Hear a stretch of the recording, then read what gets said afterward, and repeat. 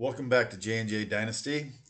I'm going to go over some final results of the draft season, and what I'm going to do is show you my projections, what I thought was going to happen.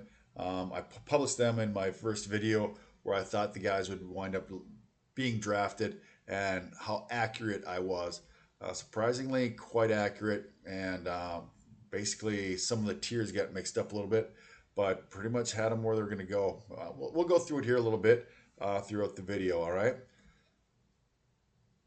Let's get this going here. So first off, let's go over the, gotta get that one locked down. We want the results first of all, right? One. So we can, let's go through this. There we go. There we go. So here we go. We have the quarterbacks, and this is what their overall ADP was. So I got them broken down here. The blue line is was the May ADP, and that was one draft, so it was only one. The red line, that's the overall ADP, and the white would be June. The greenish would be July, and the teal blue would be August. So that, I don't know why that is, but the orange numbers or the brown numbers with the green, that would be July. So as you can see there, Caleb Williams went from fifth typically all the way to 10th in August. Some teams, just guys, just didn't want to draft him. Jaden Daniels actually basically caught up to him. So when you look at that aspect, those were the overall numbers. Overall, Caleb Williams was drafted four spots higher than than Jaden Daniels. But as you can see, Drake May came in next, McCarthy, Bo Nix, Penix, and Spencer Rattler. I only did the top five quarterbacks. I mean, Spencer Rattler, I mean, as you can see, I predicted that nobody was going to be really drafting him. But let's see what what I predicted. So on this particular unit, I hit it right out of the park. I think I even told you where to draft these guys. I told you grab Drake May in the middle to the late second, maybe end of the second, early third for McCarthy, and somewhere in the third for Bo Nix, and Penix, in the fourth. So the far left number, Caleb Williams was wound up being sixth overall for draft choices. Daniels 12, Drake May 22, JJ McCarthy 26. So that's a 3.2. Bo Nix 31, Penix Jr. 38, and then Rattler 52 out of all the rookies. So the far left number is just the rookie ranking where they landed with all the rookies. All right. So that's good enough. Oh, might as well say at this point, thank you for watching the videos. Like, subscribe, ask questions. Hopefully I will do a few more videos.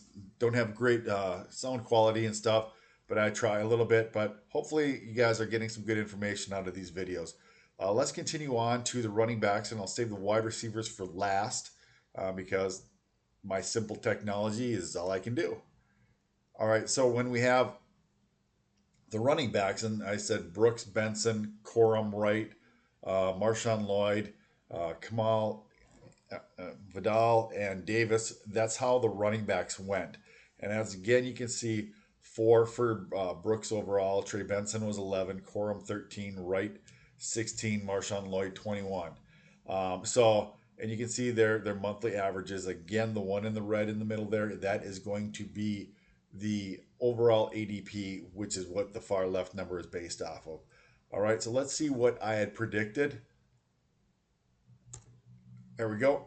Got some Jonathan Brooks, Troy Benson, Corum, Wright, and Lloyd. So I had that one exactly right. Those were the top 5 guys that I saw in the draft class. I didn't think anybody else was really worthy of spending any real draft capital on. So when I made my prediction, I only went 5 deep. Those were the only 5 guys I was even really considering a ton pre-draft. So yeah, pre all the MFL drafts, we'll say, right? So as you can see, some guys, went up and down in their month draft choice positions.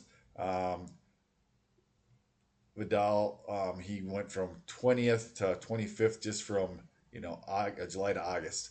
So, but pretty much a lot of guys stayed where they kind of were. Jonathan Brooks was just solid, always number 4 or number 5 in every draft, pretty consistently. So that's that. So let's get on to tight ends, and tight ends were exceptionally easy. Brock Bauer, Snot, Sanders, Theo Johnson, Stover, and Wiley. But I did miss one. I had Stover and Johnson swapped. So those are the tight ends, and that's where the average draft choices were. As you can see, Bowers was really the only one we had to be concerned about. Sonat and Sanders. By the time you're drafting them, you're drafting one of them in the 4th round. And Sonat was pretty consistent at the end of the 2nd or early 3rd. And Sanders bounced around everywhere. It was kind of crazy with all the drafts. Watch some of the other videos and you'd be able to see that. All right, so we're gonna do a little overlay on the top of this. So we're gonna do, I think it's just the image 1. Let's make that one available. No, not that one. Slideshow. There we go. So this is again, we've gone through these 3 position groups: quarterbacks, running backs, and tight ends, right? And I need to get rid of logo. Bye-bye logo. And so then we will go with the next one. So how it happens is this is the overall top 21 wide receivers, as you can see. Again, it's the exact same format. And I had a cut and splice, paste, publisher, garbage. But at least I can kind of see it when I'm talking to you guys online here. So Harrison, Neighbors, and Odunze, they were pretty much chalk, as you can see by the rankings, 1, 2, and 3. My thought process was I thought Brian Thomas, Worthy, and McConkey, they would be above Brooks and Caleb Williams, but that did not wind up happening. So they were bumped down, so 7, 8, 9, and 10. So that was a big group of wide receivers. They really comprised their own tier in every draft. So then you had Pearsall, A.D. Mitchell, and Xavier Legette. Again, that was a real kind of a tier there to me. And then you had Jalen Polk, Burton, Roman Wilson. And I always thought that was another tier with those 3 wide receivers, how they were going off in drafts. And then Malachi Corley and Troy Franklin there, they were fairly close for a long period of time. And then Baker, Luke McCaffrey, McMillan, Walker, Rice, and Washington. And that's kind of how they wound up landing. And I had some really similar results when I was saying, but like I said, when I put this in here, I thought that after Coleman there, I thought that A.D. Mitchell, Legette, and then Ricky Pearsall would. So I had those guys kind of flip where I had Pearsall down too far, I guess, in that tier. So I thought A.D. Mitchell with his draft capital would wind up jumping up a little bit higher, but Pearsall jumped up because of his draft capital, so to speak. So that's that. And then we had the second tier there with Polk and Burton and Wilson. That was a little bit mixed up for me. Burton, Wilson, and Polk is how it came out, or it's how I thought it was going to wind up being. So I was a little bit off right there, but had that tier pretty much locked down. Then I thought Malachi Corley would be ahead of Troy Franklin just based off of draft capital, but I had those guys locked in the right spots. Baker, Jalen McMillan, by the time you get that far down, it's really difficult to be right on. But still, I mean, except for Brendan Rice getting in there, it's pretty much on par there.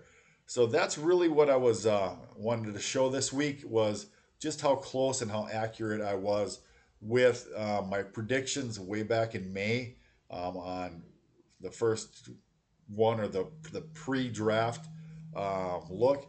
I just thought that a couple guys would go a little bit different. Like I said, I thought the wide receivers here with Thomas, Worthy, and McConkey, I thought that group of 3 would be above Williams and Brooks because of the injury and the quarterback play with the 1 quarterback league. But it did not wind up happening that way. But still, I had the chunks of groups there. So quite accurate from what I thought. Let me know what you think about that. If you have any questions, hopefully I'll be doing a few more videos throughout the year this year If I can, they just take so much time. I'd love to be, like I say, going live and doing a few videos that way. But if you have any questions, definitely feel free to ask. I love that. It's makes my day actually that I'm can provide some information that may help people. So, as always, like, subscribe, send a comment, give a thumbs up. All right, that's all for the drafts, and we'll wrap it up with that and go from there. And I apologize for it being wiggly. I just did this real quick. So we will go with that and then full board. Have a great day.